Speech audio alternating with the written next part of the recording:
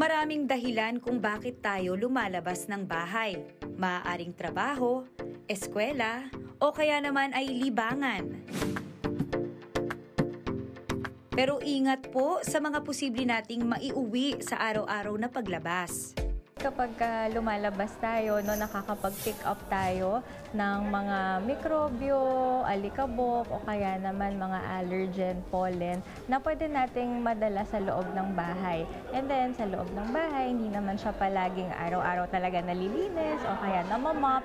May mga pagkakataon din na nagsistay tuloy yung mga putik o alikabok sa ating mga carpet, sahig at iba pang mga gamit na nahahawakan ng mga residente, lalo na ng mga bata. Samot-saring peligro ang maaaring hatid ng simpleng pagpasok ng maruming tsinelas o sapatos sa loob ng bahay. Ang number one na nakita nila dyan ay E. coli. Pwede silang mag-cause ng gastric infection, so sa sikmura natin, sa tiyan natin. And usually yan sa mga bata na naglalaro, humahawak sa mga sahig, tapos nasusubo nila yung mga kamay nila. Pangalawa dyan, pwede rin kasi siyang mag-trigger ng mga allergy o kaya naman ng hika. Marami pang ibang sakit na pwedeng makuha dahil sa toxins, chemicals, spores, heavy metals at petroleum products.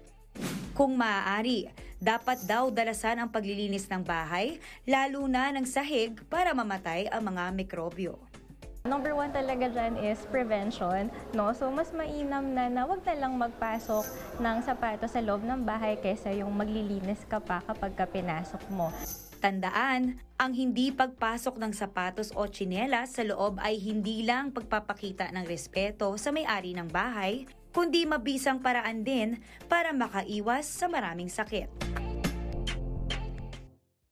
Mga kapatid, Jess De Los Santos po, huwag magpahuli sa mga umaaksyong balita at napapanahong issue sa bansa. Para sa mas malawak na balitaan, mag-subscribe at mag-follow sa social media pages ng News 5.